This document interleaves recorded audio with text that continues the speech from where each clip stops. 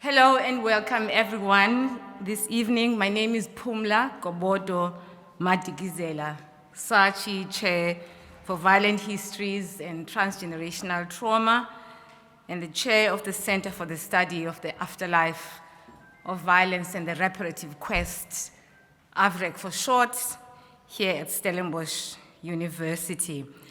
Our center brings together students, postdoctoral fellows, scholars and practitioners to engage in interdisciplinary exploration, research, and dialogue to explore various avenues of inquiry, of conversations and debates to come up with insights concerning some of the most complicated aspects of our social life, social and political life.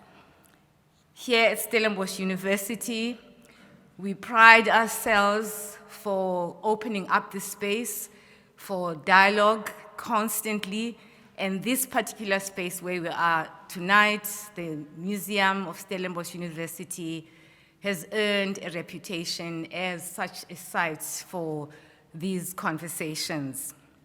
Tonight, we bring you the fourth installment of the Stellenbosch University Annual Africa Day Lecture, with the theme Toward a Connected Africa. This annual series to celebrate our continent is hosted by the Rector and Vice Chancellor, Professor Wim de Villiers and Mrs. Catherine de Villiers, who is always present at these events, but tonight she sent her apologies, she couldn't join us. Our colleagues at the Center for Collaboration in Africa have partnered with us and partner with us in general in organizing these events. And my colleague, dear colleague and friend here, Dr. Nico Enima, is the director of the center, has partnered with us throughout the events that we have organized in this, for this event. This year, we have been joined by another great friend and colleague, Bongane Mgijima, who's the director of the museum, of this museum. So thank you, Bongane, for opening the space for us. For now, though, I'd like to welcome all of you tonight for braving this cold evening to join us, you as the audience present this evening, and the audience out there in, at home, in your various places at home. We welcome you and thank you for joining us.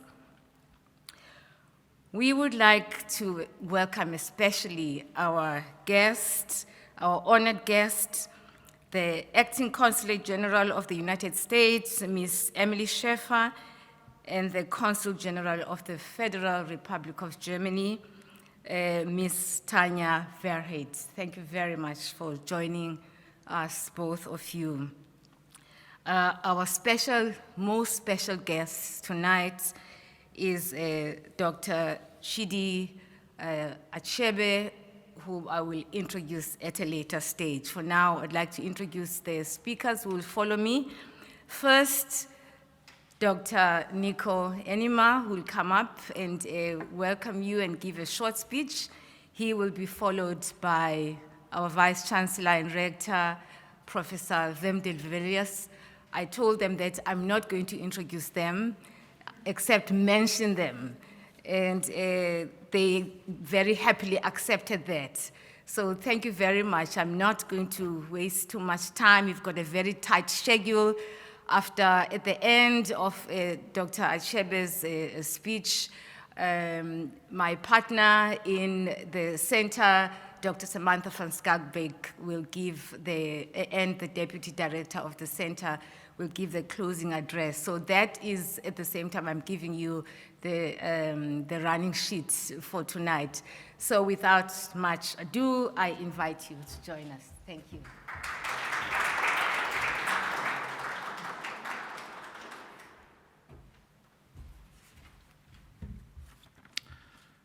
Prof. Pumla mentioned it's a cold evening, but I must admit the atmosphere is wonderful. We had wonderful music, and it's wonderful to be here in person. It's been a while. I think we're so used to online meetings and presenting this online, so it's wonderful also to have to be here in person. So depending on where you are, good evening, good afternoon, and also good morning. We're streaming it live today. And as introduced, my name is Nico Enima, and I'm the Director of the Center for Collaboration in Africa here at Stellenbosch University. I would like to thank our Rector and Vice Chancellor for hosting this annual event, and also the other dignitaries mentioned earlier. I would not go into much detail. I would also like to thank Prof. Pumla Gobodo-Madikizela for inviting me to give these opening remarks. And I must admit, I got carried away a little bit. She said 5 minutes, but I might not be able to stick to that. So as we continue to celebrate Africa Day under the theme Towards a Connected Africa, this theme also provides a broad framework for our keynote speaker, Dr. Achebe, who will share his insights and on intellectual being nation builders, which we will hear a little bit later. For me, this theme highlights the important role of purposeful partnerships and which that play in unlocking the contribution of Africa and the contribution Africa can make through capacity development and research. And I would like to spend a few moments on 3 aspects which I deem relevant to achieve such purposeful partnerships.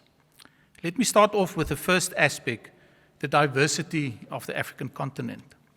There's a very well-known slide which I often use, which illustrates that one can, with ease, fit in the entire United States of America within the 3/4 of West Africa, leaving room for the entire China and Japan to fit snugly into the Central and Southern Africa.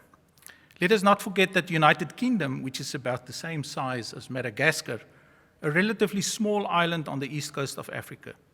The rest of North and Eastern Africa can be covered by Spain, France, Italy, and Eastern Europe and India. From personal experience, after having traveled to about 33 other African countries, I can testify that the continent is vast, with enormous differences. To start off with, you only need to ask a Nigerian and a Ghanaian whose jollof rice is the best, and you might get caught up in an argument which lasts for quite a while. This, considering that they are virtual neighbors within the same region. The difference, however, go beyond jollof rice, and our diversity stems from our history, our culture, our religion, our language, and our traditions. Considering such diversity, we should not for one moment even be presumptuous enough to think that we should simply apply solutions that we developed in our context to the rest of the continent. Where possible, we need to spend time in each other's spaces and peel away layers in order to understand each other's background, each other's context, each other's fears and hopes and aspirations. Let us understand each other's ideas and how you would want to change the world, and we might just learn something from it. To then, as a university on the continent, be able to tap into each other's hopes and dreams, we need commitments, which leads me to my second aspect, institutional commitment. In 2016, Stellenbosch University established the Center for Collaboration in Africa to specifically commit resources towards creating an enabling environment for the university community to create partnerships with other African institutions. The center builds on initiatives that started over 20 years ago, where Stellenbosch University has supported partnerships, for example, with Makerere University in Uganda, Umar Bongo University in Gabon, and the University of Ghana, to name but a few, as we now have 33 formal agreements with institutions across the continent. In addition, the center hosts the secretariats of thematic research networks in integrated water resource management, disaster risk reduction with partner institutions across the continent, where we are able to tap in, where research are able to tap into these networks. We also host the SDG 2063 Impact Hub, collating information and advancing Stellenbosch University's activities that are aligned to the UN Sustainable Goals and also our African Union Agenda 2063 goals. More recently, we also facilitate our contributions within the African Union Development Agency Center for Collaboration in Science, Technology and Innovation. I recognize it's quite a long name, but it's a trilateral partnership between African Union Development Agency, the Council for Scientific and Industrial Research and Stellenbosch University, where we aim to upscale homegrown innovations for the rest of the continent, and considering my previous remark of the size of the continent. To further nurture these bilateral partnerships, the Centre continued to manage the Africa Collaboration Grant, which have supported more than 320 mobility initiatives since 2010 to the value of 8.2 million rand. Mobility activities in hosting partners here at Stellenbosch, visiting partners across the continent, and undertaking workshops and attending conferences initiated by the broader Stellenbosch community. Important to note that these funds are not external funding, but a financial focus or initiative that comes from the central budget within the university. Stepping away from the center for a moment, I was also encouraged by the feedback our Rector and Vice Chancellor, Prof. de Villiers, gave to the Stellenbosch University Council in December 2021, where he presented 7 game changers for SU's future success. The 7 game changers include, amongst others, program renewal to continue to meet the requirements of the global economy, and the school and the faculty model, as evident by the establishment for the School for Data Science and Computational Thinking, and also the School for Climate Studies more recently. Of significance, however, and I got quite excited when I read this, the Vice Chancellor also highlighted models to unlock partnerships in Africa and further afield as a game changer, which for obvious reasons speak directly into what we aim to achieve and provide a significant leverage for the work we do.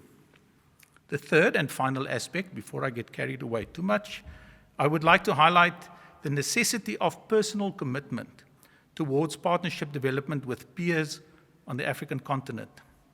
Partnerships often emanate from a spark between 2 individuals who share the same field of study with a passion for a subject from which collaboration can flourish.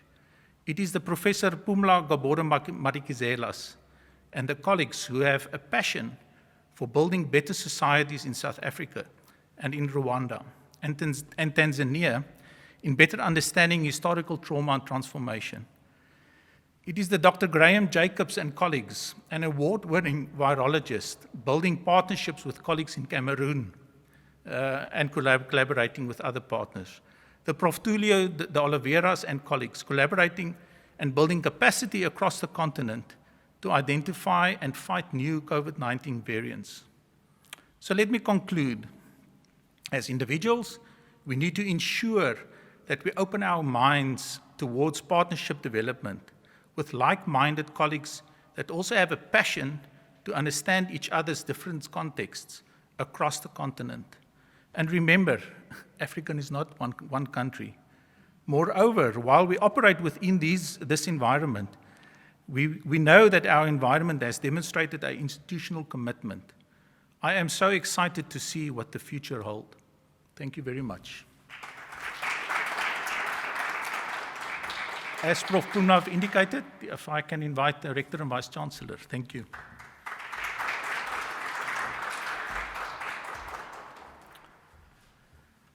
Thank you very much, Dr. Elema, and welcome everyone to Stellenbosch University's annual Africa Day lecture. Thank you, Professor Pumla gobodo-madikizela, for your wonderful leadership also in this regard. To start off, I'd like to welcome our main speaker for the evening, Dr. Chidi Chike Achebe. Thank you so much for taking the time to engage with us. We very much look forward to that. I'd also like to welcome the Consul General of the Federal Republic of Germany, Ms. Tanya Vereit, for being here. Thank you for your support.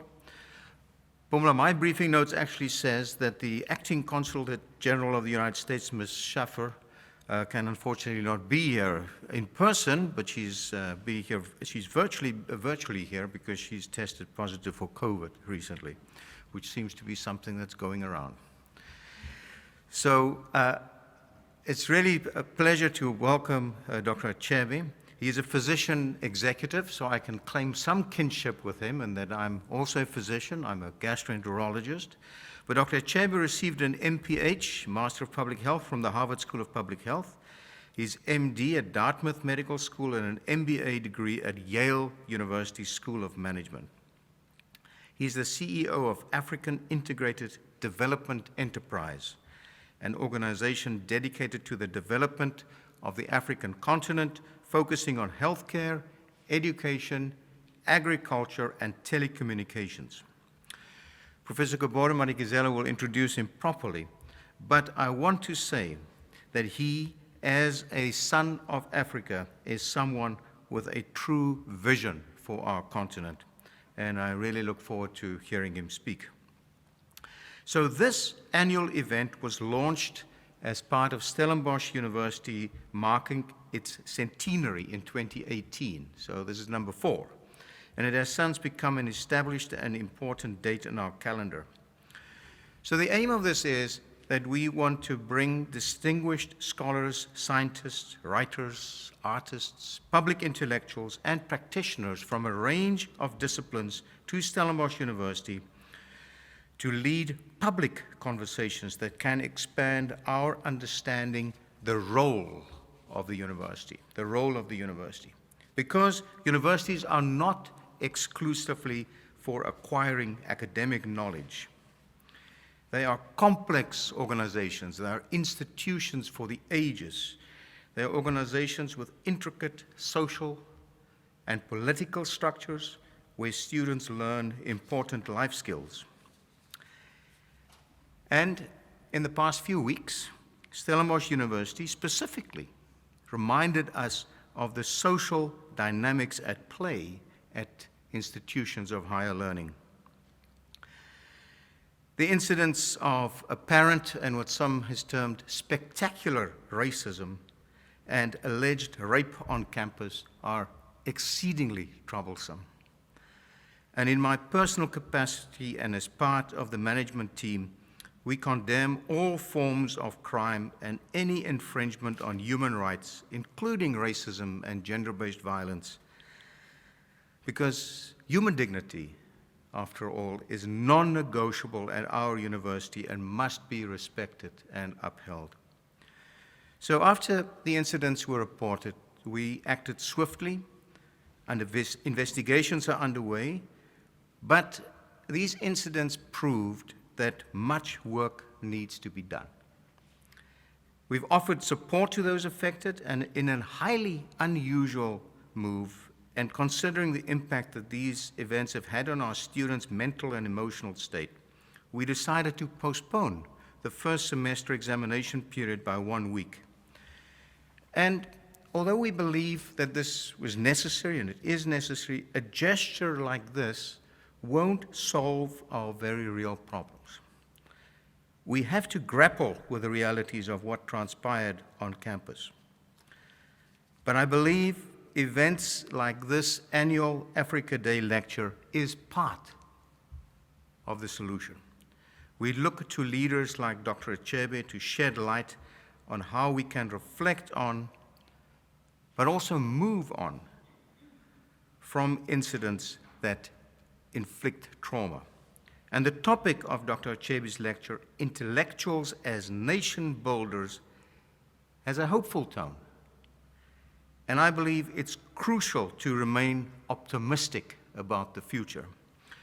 In his great book, Our Long Walk to Economic Freedom, one of Stellenbosch University's economics professors, the economic historian Johan Fourie, quotes a fellow economic historian, David Landis, who at the end of his magnum opus, The Wealth and Poverty of Nations, at the end, it was written at the end of the 20th century, the late 1990s, he wrote, and I quote, "In this world, the optimists have it, not because they're always right, but because they are positive.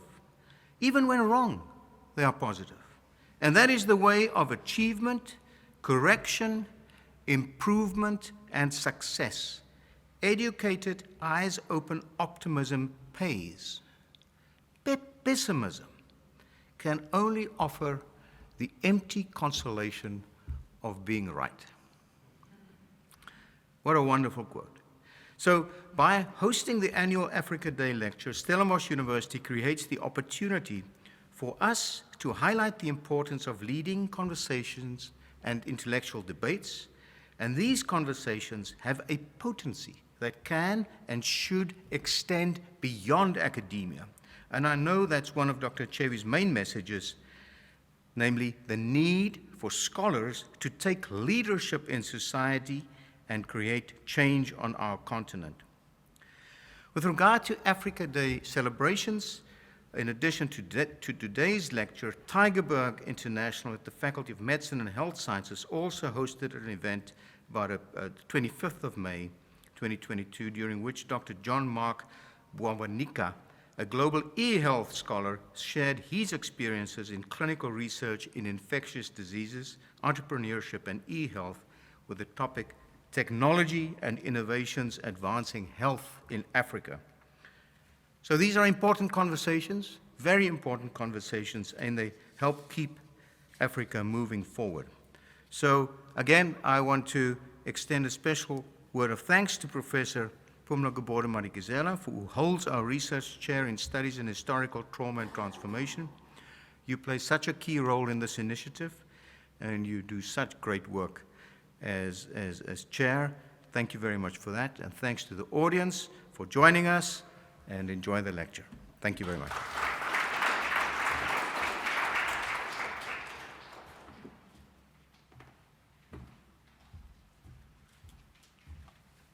Thank you so much to you both, Professor de Villiers and Dr. Elima, for the wonderful opening address, the speeches that you have given us. It's such a, I mean, the idea of educated optimism is so powerful.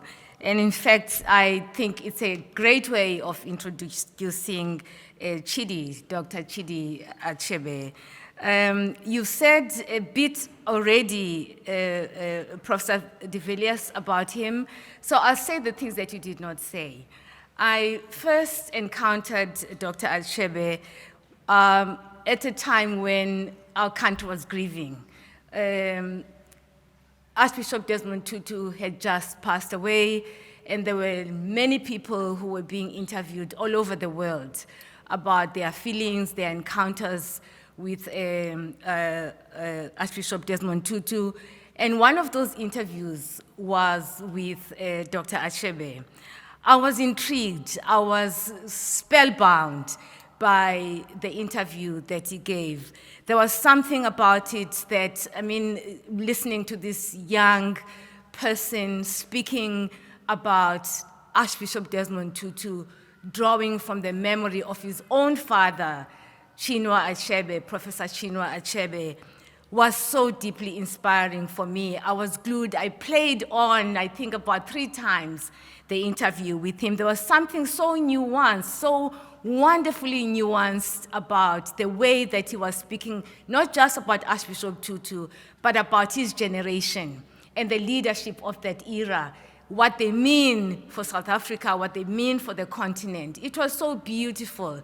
I sought him out. I sent email messages. I got the help of Unison to see if you can get him through social media.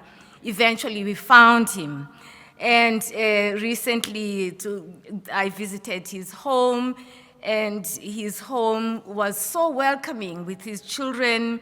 It was really, I mean, all the stuff you read about in his father's books. It was almost as if he's living the memory of his father. He's living the teachings and the memory of his father. It was just a wonderful human being, son of the soil, as we say, you know, in our language. So it was wonderful. So welcome, Chidi, over there, where you are. What I will add is that you would have been here. You very enthusiastically embraced this idea of coming to Stellenbosch, except you had to receive an award. Only last Friday, on the 27th, you were being awarded at Bard College for the wonderful work that you are doing. The award at Bard College is called the John and Samuel Bard Award in Medicine and Science, and it is awarded at the Bard College commencement ceremony, and this time it was on Friday when he was awarded this prize.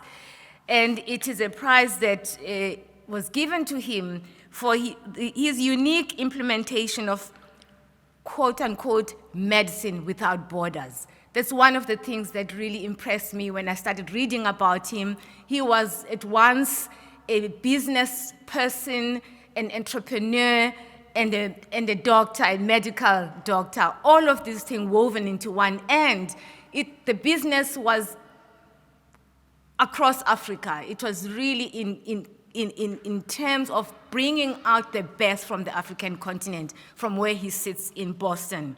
So Chidi, I don't want to say much. People are going to experience you tonight. You are going to be not only fed and really filled with enthusiasm from this speech of yours, intellectuals as nation builders, but we are going to be inspired. So I look forward, and we look forward to what you are going to share with us tonight, and we invite you to come to the virtual podium. Thank you very much. Over to you.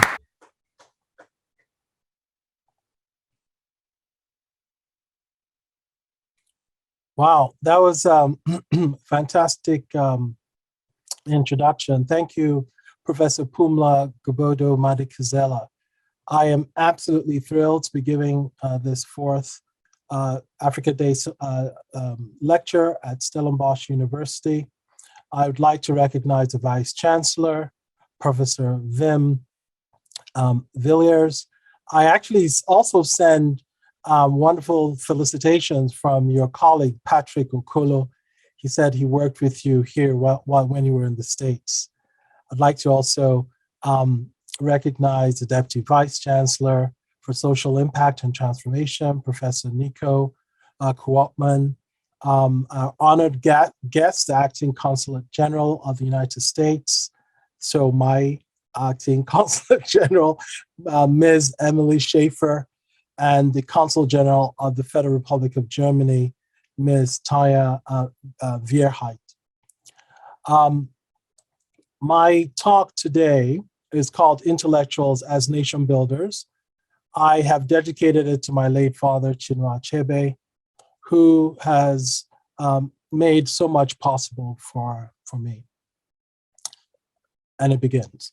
In the 1960s, Jean-Paul Sartre, the literary giant and France's leading intellectual at the time, made a series of controversial statements during a public lecture. Incensed by his outburst, a group of French conservatives turned to Charles de Gaulle the French general and president of the Fifth Republic, cautioned the man of letters. After listening to their complaints, de Gaulle responded this way: I caution Sartre, but Sartre is France. For de Gaulle, Sartre exemplified the highest ideals and aspirations of France, a scholar par excellence, an intellectual beacon for the world, exercising the fruits of democracy while actively engaged in shaping the destiny of post-World War II France. The West and other advanced nations did not arrive at this appreciation of intellectuals and intellectual discourse overnight. For centuries, diverse philosophers from around the world grappled with the question of the role of knowledge in society. Al-Kindi, Avicenna, Mullah Sadra, and several other Islamic scholars in the Middle East, as well as Western philosophers such as Socrates, Aristotle, Descartes, right through T.S. Kuhn to the postmodernists, through Friedrich Nietzsche, Immanuel Kant, Hannah Arendt, Albert Schweitzer, Johann von Goethe in German, or Goethe in English, all tackled this problem. Aristotle believed that thinkers should try to overcome ignorance and pursue knowledge for its own sake and not merely for its practical utility. But today we've come to some sort of comfortable medium that exists between the role of knowledge, gathered for the improvement of society and knowledge, pursued and accumulated in its purest form, as Aristotle would want us to. Nowhere on earth is this example of intellectual balance at once more vibrant and probably under severe attack than in my home, the United States of America. The founders of the American experiment, Hamilton, Jefferson, Washington, Adams, Jay, Henry, Franklin, you get the gist, were some of the most educated men of their time. Now, they had flaws, but we'll leave that for now. Armed with an enviable intellectual dexterity, these men fashioned what has become one of the most admired and effective documents in history, the American Constitution.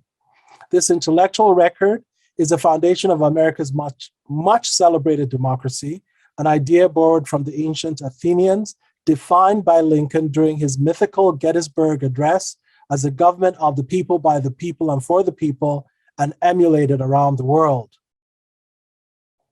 America's prosperity and global dominance today is not accidental. It was meticulously charted by its constitution, guided by a succession of excellent leaders for the most part. Not all of them were excellent, imbued with world-class education and intellect, and protected by its democracy. Perhaps the greatest of America's early intellectual presidents was the third president, Thomas Jefferson.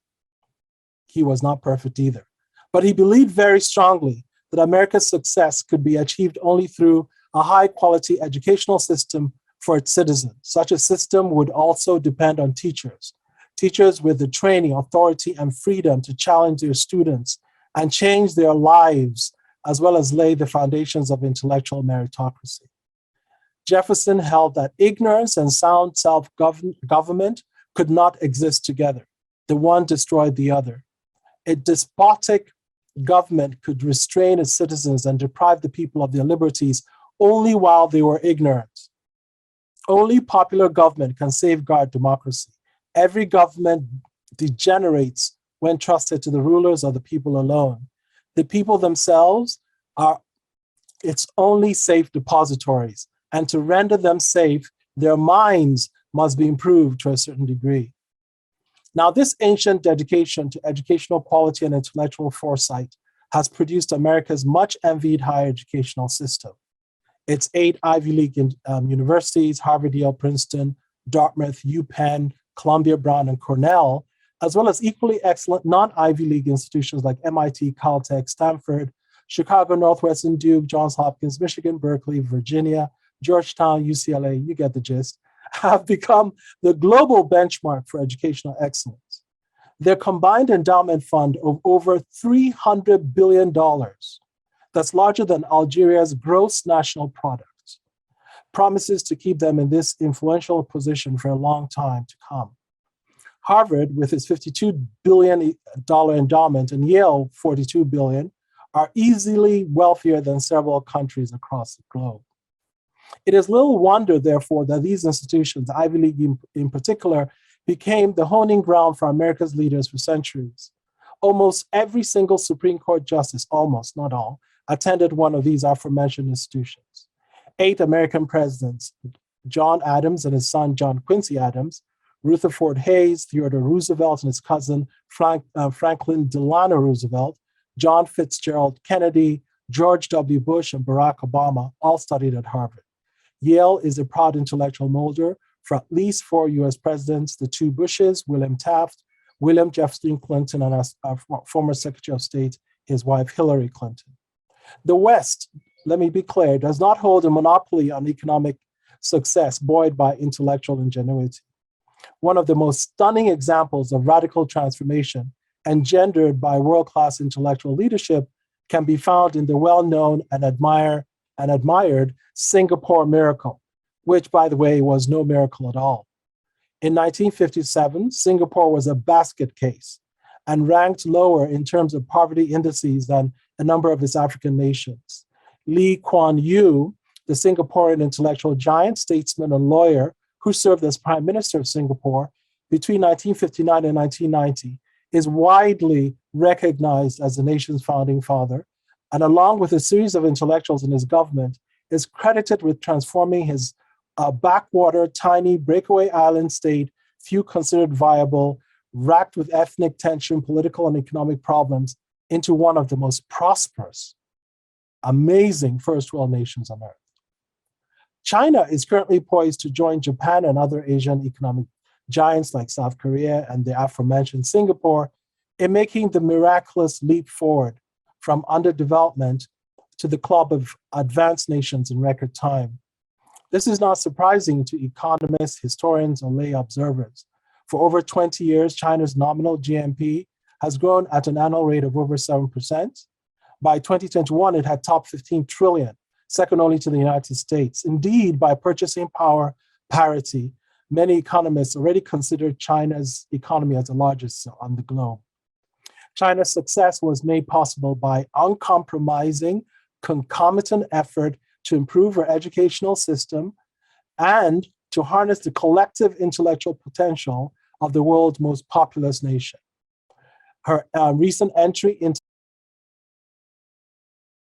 the so-called La Frontier space with crewed missions is a statement to how far, is a testament to how far she has come. Now, Africa's central place in world history cannot be forgotten. Let us never forget that Africa is the cradle of world civilization and everything else emanated from Mother Africa. I once spoke to a group of Americans and I told them, everybody here is African, whether you like it or not. And they had to pause to think.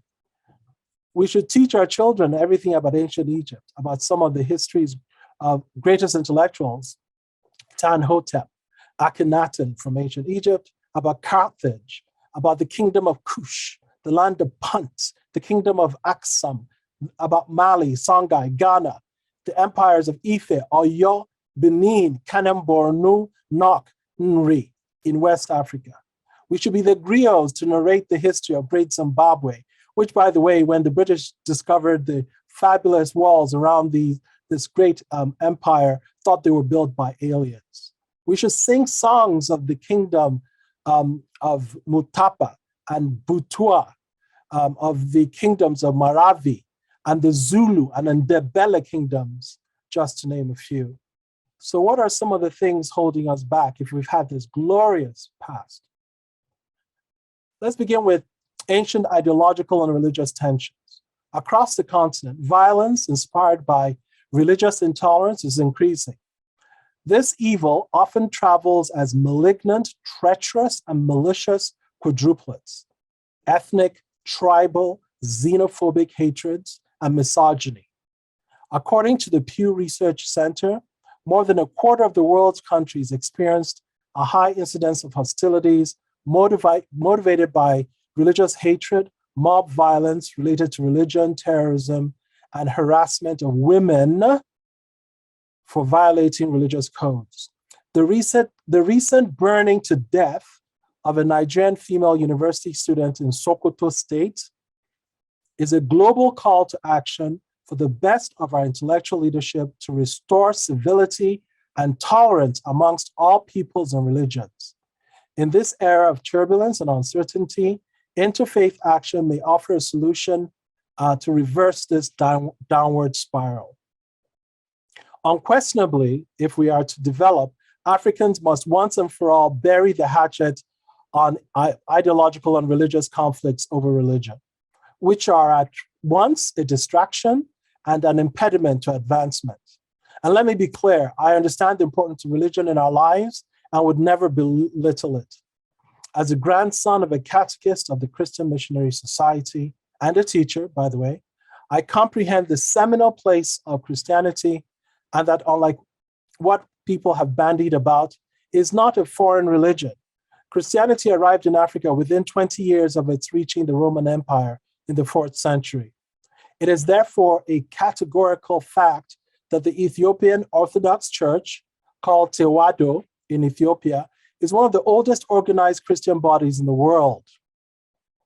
African saints are legion, as are our contributions from early patristic Christianity, Tertullian, Origen, and later Augustine of Hippo. You cannot be given what already belongs to you. We should not be acquiescent and condescended upon by some ignorant missionaries who purport to introduce us to Christianity. Instead, as wise and ancient peoples, we should teach the world tolerance, serve as humble disseminators of the truth of history, and a gospel that we own, we feature in, and we played a part in. Although scholars, whether they're geneticists, historians, and anthropologists alike, still debate their true origins today, a few things are clear. The Akusumite kingdom adopted Judaism and the law of Moses during the reign of King Menelik, and then adopted Christianity later as a main faith in 341 AD. Since then, Ethiopia has been observing both the Old and New Testament practices. The pilgrimage that's been recorded by a eunuch of the treasurer to Jerusalem shortly after the death of Christ is but one hallowed historical example of Ethiopia's long and deep link to both the ancient Israelites in Jerusalem and Christianity. Indeed, albeit controversial, many Ethiopians believe that the Ark of the Covenant still exists and rests in Aksum. The other great religion, Islam, first arrived some 7 years after the death of the Prophet Muhammad in 639 on the shores of Africa, under the command of the Muslim Arab general Amir ibn al-Asi, and then spread to large swath of North Africa, the Horn of Africa, Sahel region of West Africa, the Swahili coast, and much of the northern flanks of the great rivers of West Africa and Central Africa, with minority immigrant populations spreading later to Southern Africa.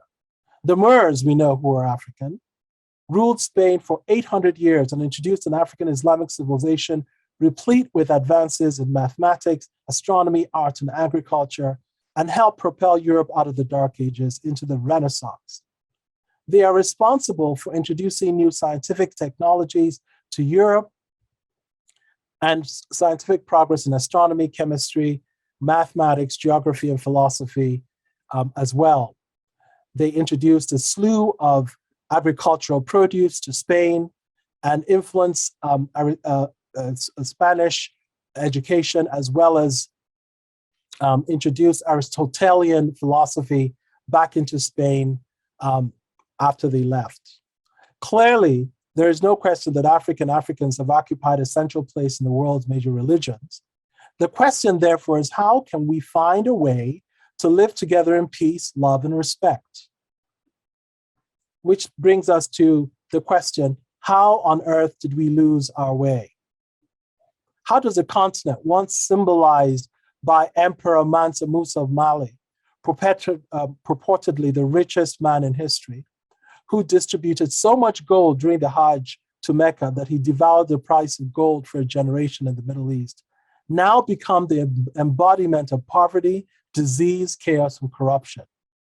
How have the external forces and the legacies of slavery, colonialism helped in creating our current state of affairs? There isn't enough time to fully delve into these broad topics. However, I hope that we can all agree that our condition today is due to a complex conglomeration of the aforementioned factors, but further compounded by the consequences of homegrown scourges 1, a past of successive military coups, 2, endemic corruption, 3, inept leadership and persistent cults of mediocrity running the affairs of the continent. How much of these present-day challenges are self-inflicted versus the fact that we continue to allow ourselves to be pawns on the grand geopolitical chessboard? J.D., writing in The Cold War in Independent Africa, summarizes our dilemma beautifully. The effects of the Cold War in Africa were stifling. In many respects, it was a second scramble for Africa. The great powers, in this case, the Soviet Union and the US, wanted Africa simply to prevent each other from possessing it. African economic and political development was hindered. Independence was often delayed. Neither the Soviet goal of socialist development nor the American goal of democratic nationhood were realized from the vast opportunities present in independent Africa. My late father, Professor Chidi Achebe, in the seminal treatise, The Trouble with Nigeria, Please Replace Nigeria with Africa, summarizes our plight this way. The trouble with Nigeria is simply a failure of leadership. The Nigerian problem is the unwillingness or an inability of its leaders to rise to the responsibility, to the challenge of personal example, which are the hallmarks of true leadership. In agreeing with that diagnosis, I will add that some of the most brilliant leaders of the post-colonial era, Lumumba, Nkrumah, Sankara, for example, were deposed by superpower intelligence agencies or interpolations of former imperial powers because these leaders were perceived as on the wrong side of the Cold War geopolitical conflict. The new African intellectual leader that we're calling to arise must be a servant leader and a sophisticate, one that understands the complexity of global politics and is able to walk the fine line between an advocacy for African liberation and development and a non-aligned vision of friendship with all nations. So we begin to discuss the African intellectual conundrum by first visiting The Greatest Generation, a book that Tom Brokaw wrote, where he salutes Americans whose sacrifices and work changed the course of American history and put the US in the path of post-World War II economic expansion and prosperity. We have already shown that Africa has produced similar individuals. Why then, with all this brain power, does Africa find itself in what we would call the intellectual wasteland? To understand how we lost our way, it's important to revisit our history once again. The dawn of independence in Africa saw the emergence of leaders in a myriad of fields, such as politics, the arts, law, science, and medicine, economics, and commerce. These giants of men and women from diverse backgrounds were intellectuals and were on a mission to redirect their young nations onto a path of development after years of colonialism. In the interest of progressive thinking, I define an intellectual as a thinker or visionary with or without a university education. Together, this group brought more recognition and honor to their respective nations than any other set before or since, at least so far. What follows is certainly not an exhaustive list, but a sample of achievers, the so-called best and brightest. Figures like Jomo Kenyatta of Kenya, Kwame Nkrumah of the Gold Coast, now Ghana, Julius Nyerere, Tanganyika, now Tanzania, Leopold Sédar Senghor of Senegal, Nnamdi Azikiwe of Nigeria, Felix Houphouët-Boigny of Côte d'Ivoire, Nelson Mandela, Walter Sisulu, David Webster, Helen Suzman, Steve Biko, Solomon Malangu, Helen Joseph, Lillian Masadiba, Ngozi Fumzila, Lamblo Nguka, and Charlotte Maxeka are just a few giants that come to mind that led the struggles for African liberation and nationalism and must be celebrated. In the arts, we have Nigeria's Chinua Achebe, Wole Soyinka, J.P. Clark, Cyprian Akwensi, Christopher Okibo, Chukwuemeka Ike, Flora Wapa, Kenya's Ngugi wa Thiong'o, South Africa's Nadine Gordimer, and J.M. Kotsi, Ghana's Kwame Nkrumah, Aikwe Arma, Ama Ataido, Senegal's Leopold Sédar Senghor, Sheikh Anta Diop, Suleiman Diangue, Algeria's Albert Camus, Jacques Derrida, and Frantz Fanon, Uganda's Mahmoud Mamdani, Cameroon's Akil Mbembe, Tanzania's Julius Nyerere again, and on and on. These are examples of intellectuals that stand out from that era. For the young people, we need to salute a new generation of African writers, in particular Benek Okri, Teju Cole, Chimamanda Adichie, Ahmed Alidi, No Violet Bulawayo, Amita Forna, Isi Osandu, B. Bandele, Uwan Akwan, Dinwa Mengetsu, Tomi Adeyemi, Chika Unigwe, and on and on. These young people are blazing new trails and hauling in laurels. But there's the failure of the African educated classes, despite this admirable and enviable list. Africa is still in this perilous state, akin to the fable of the long spoons. I hope most of you know this, where if we tap into our treasure of intellect, cooperate and do things right, our continent could be paradise. Conversely, if we fail to see the wisdom in this strategy, we are doomed to hell. Intellectuals are not without their own issues. It is important to point out that some members of Africa's educated classes bear their own brunt of pathologies. The historical eagerness of some educated Africans to serve under corrupt regimes and accept secondary roles under mediocre leaders must be one of the most tragic predicaments of post-independent Africa. Some believe that this sad situation has been made possible by a systematic, intentional impoverishment of the educated classes, particularly those that lecture in African universities, under a series of military regimes, creating a group, albeit small, of pseudo-intellectuals, greedy, petty, scramblers for materialistic accumulation and illicit power. In The Wretched of the Earth, about intellectuals of this ilk, Fanon eloquently posits the unpreparedness of the educated classes, the lack of practical links between them and the mass of the people, their laziness, and let it be said, their cowardice at the decisive moment of the struggle will give rise to tragic mishaps. In Africa today, we're living witnesses to that tragedy. It is important to stress that Africa has not developed a culture of celebrating honest, hardworking achievers.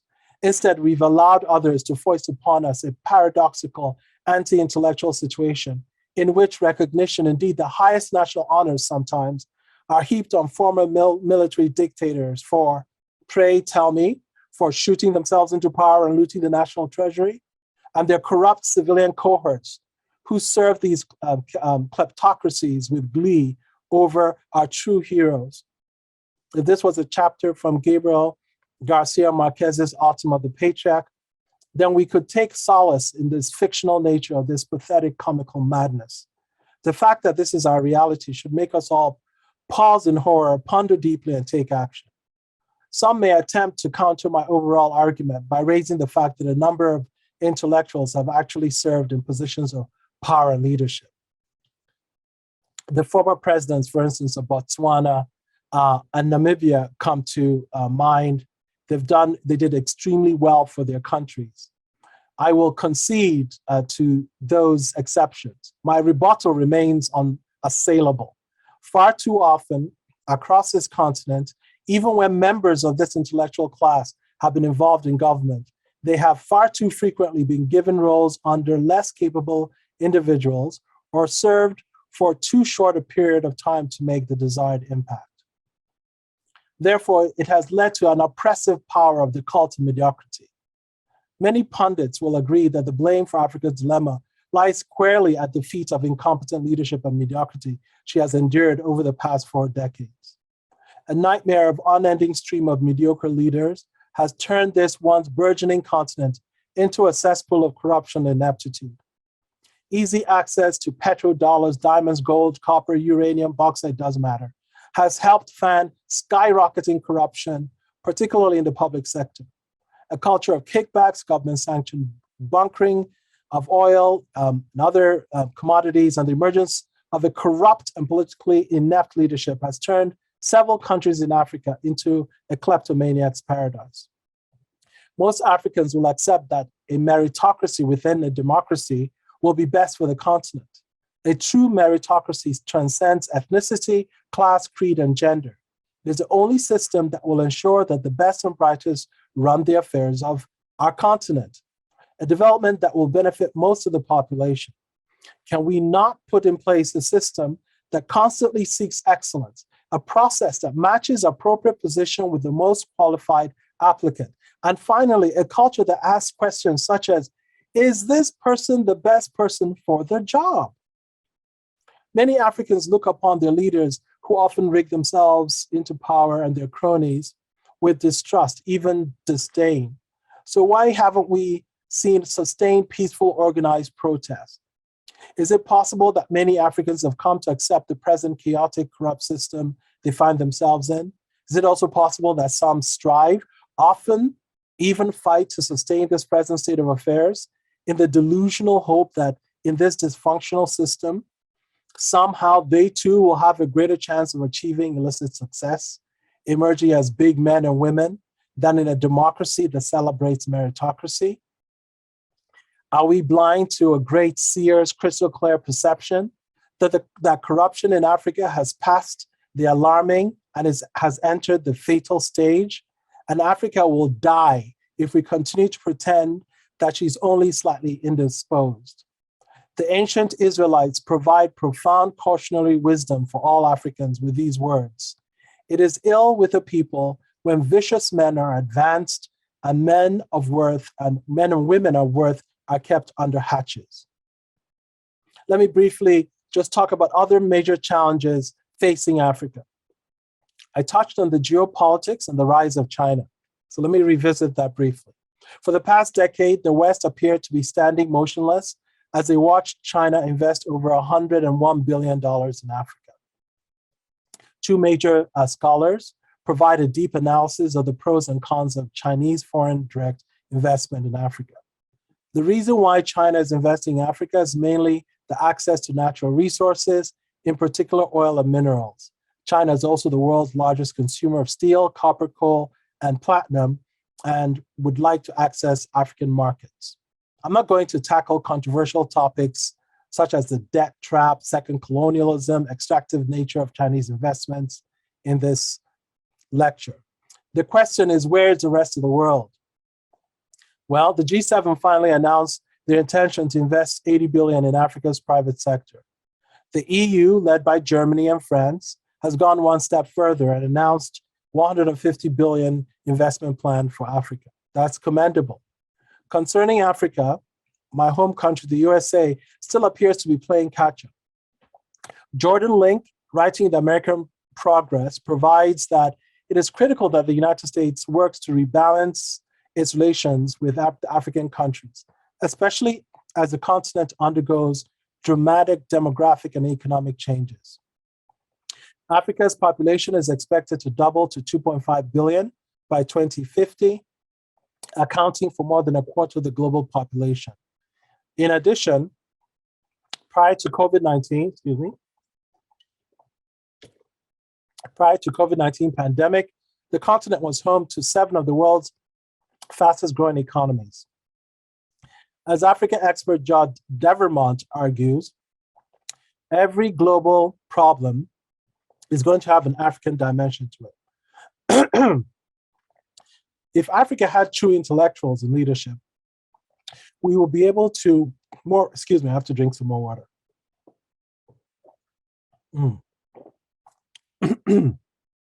That's better. If Africa had true intellectuals in leadership, we will be able to more effectively showcase to the world that the continent is home to 7 of the fastest growing economies. Nigeria's GDP is the largest on the continent and the 25th in size in the globe. And it just surpassed 1 trillion in purchase power parity. Mind you, Nigeria is grossly underperforming. Just imagine the possibilities when its full potential is unleashed. Kenya, the 3rd largest economy in sub-Saharan Africa, is now one of the most dynamic and rapidly expanding on earth. Africa should be seen as a prime environment for profitable investments, not a charity case. The right kind of intellectual leader can effectively recast our image and position us for a sustainable economic boom. Climate change. In the last 50 to 100 years, the temperatures over Africa have increased by almost 1 degree Celsius. We cannot ignore the catastrophe that is coming and must take radical interventions to reverse this course. Africa is particularly vulnerable to extreme weather events, extreme droughts, famine, or cataclysmic floods, similar to those that Southern Africa has recently witnessed. Climate change must be tackled aggressively, and strategies to cut off the hydra-headed monster should endlessly torment the imaginations of our leaders. So what is the way forward? Another drink? First, let's understand ourselves and our history. The person for whom this lecture is dedicated, Chidi Achebe, saw the need for an intellectual process that would lead to the empowering of peoples who had been knocked silent by the trauma of all kinds of dispossession. He captures this sentiment succinctly in the following excerpt. I would be quite satisfied if my novels, especially the ones set in the past, did no more than teach my readers that their past, with all its imperfections, was not one long night of savagery from which the first Europeans, acting on God's behalf, delivered them.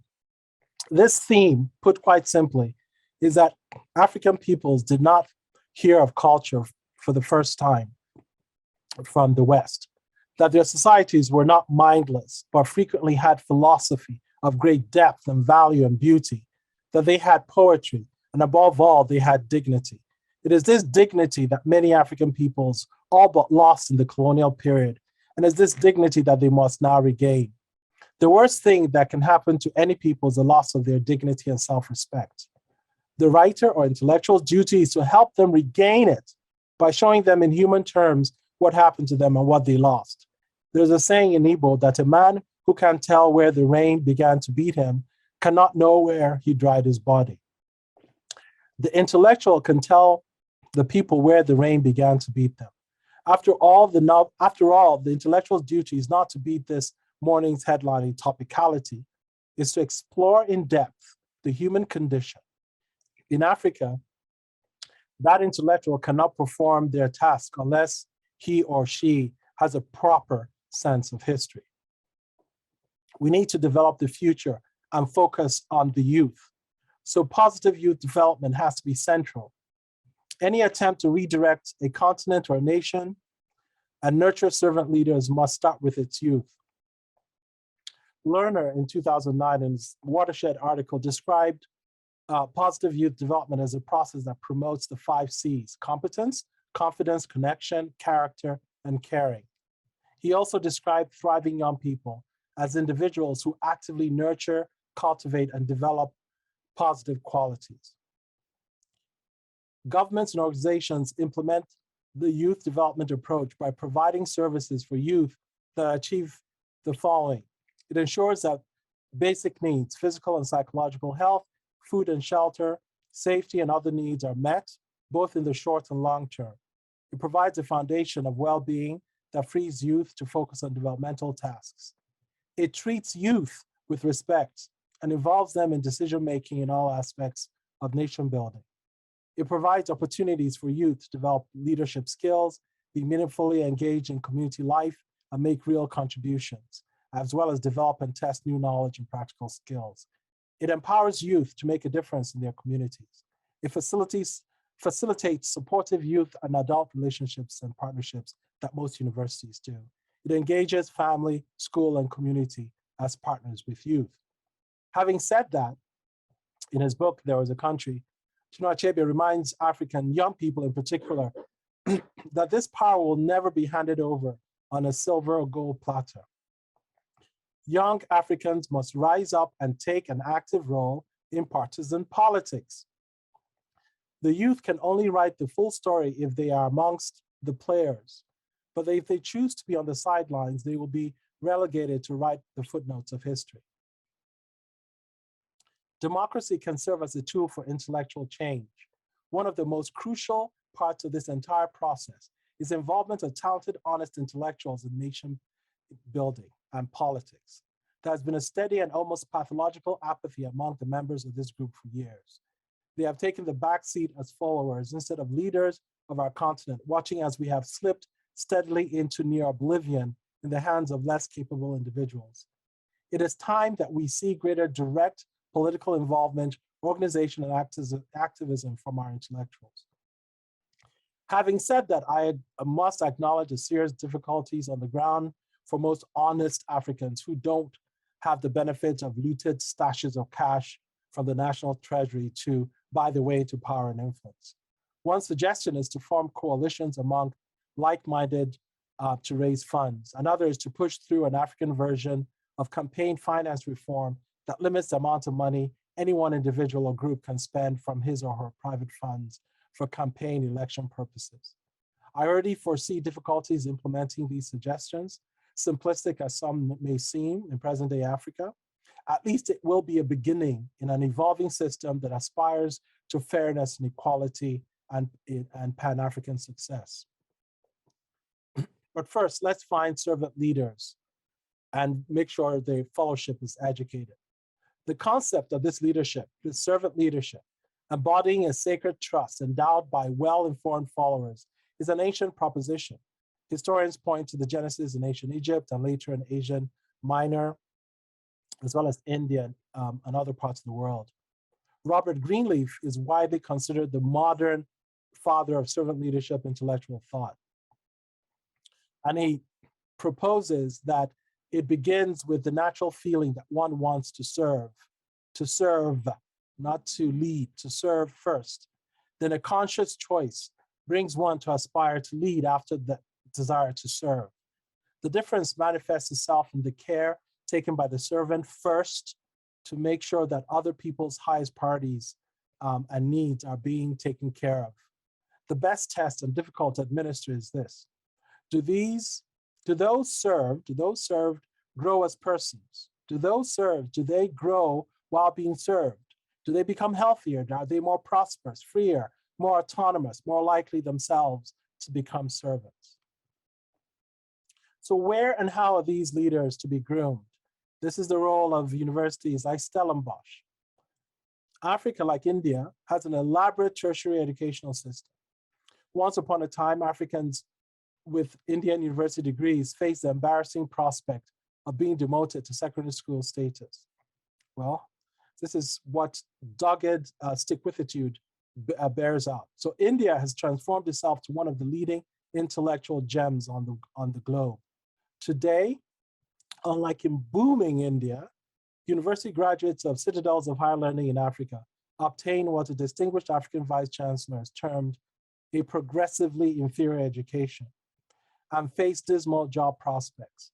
Compounding this dismal situation is the explosion of all sorts of new colleges and universities in this milieu of mediocrity.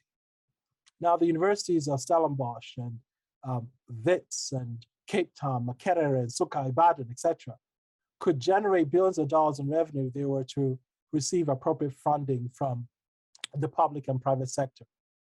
At the beginning of the talk, we've already seen how the greatest universities have been able to do that in their own great nations.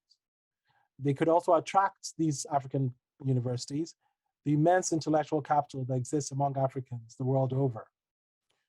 We must dramatically improve the quality of our educational system from pre-kindergarten, of our educational system, period, from pre-kindergarten to university level, if we're able to stand a chance at making the leap forward from underdevelopment to the club of advanced nations.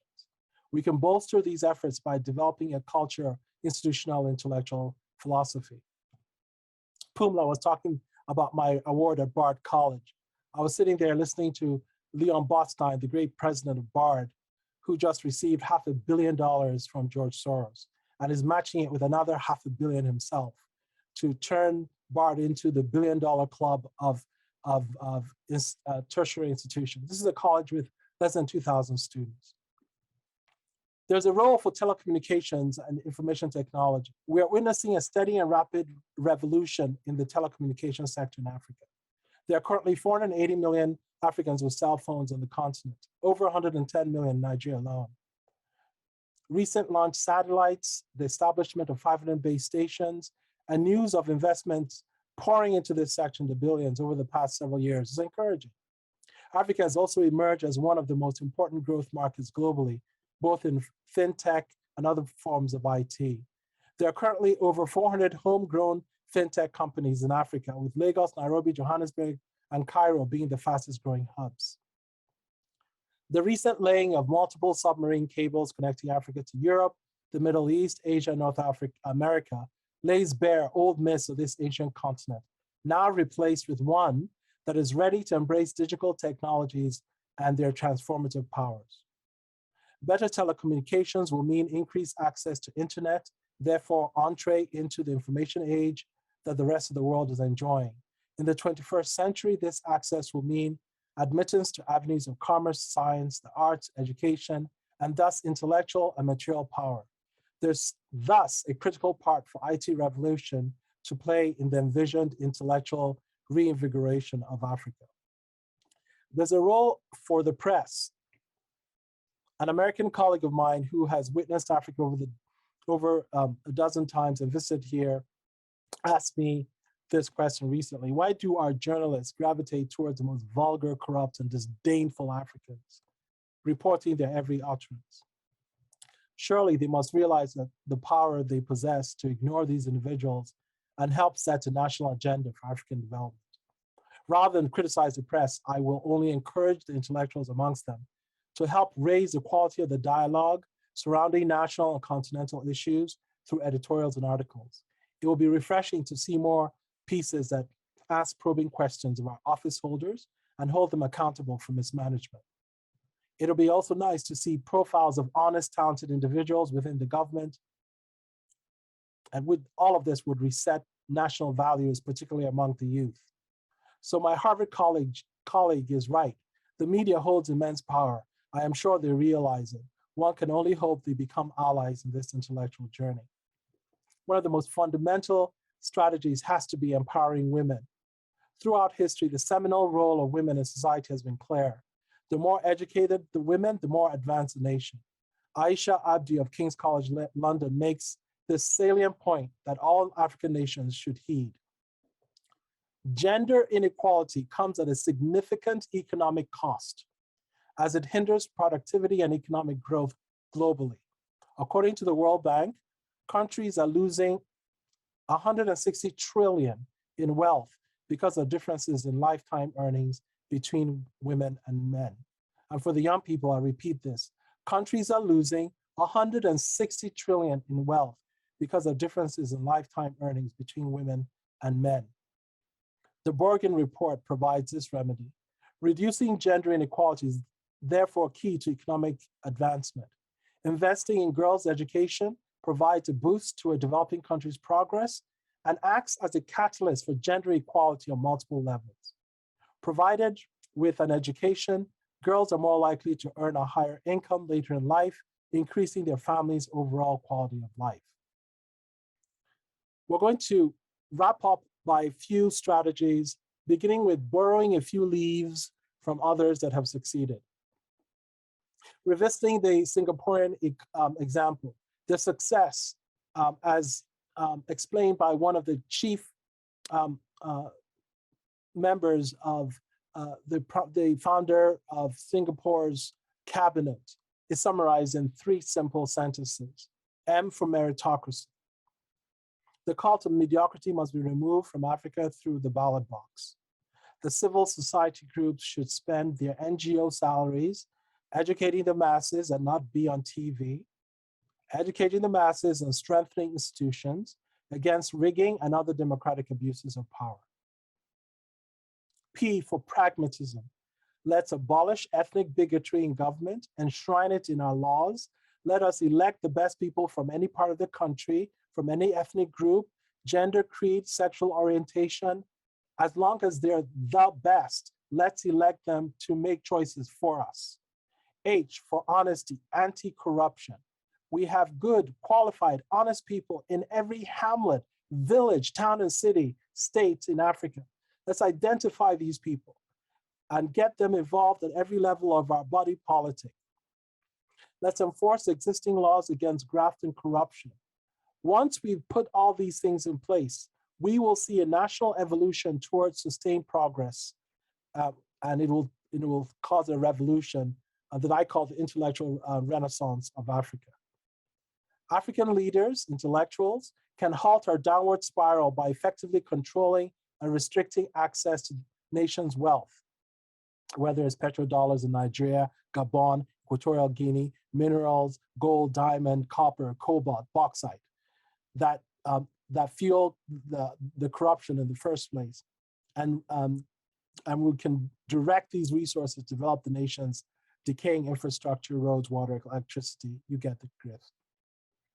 Putting in place a system of checks and balances, which does not exist in most parts of the continent, that makes corruption inconvenient, enforcing jail terms for the guilty, mandating unannounced auditing of private and public organizations, companies, and parastatals by non-government firms with impeccable reputations, making government earnings public, publishing oil corporation, diamond and gold corporation account portfolios, costs, expenditures, salaries, budgets, etc., meaning transparency, can have a profound effect in redirecting Africa's downward course and weakening state.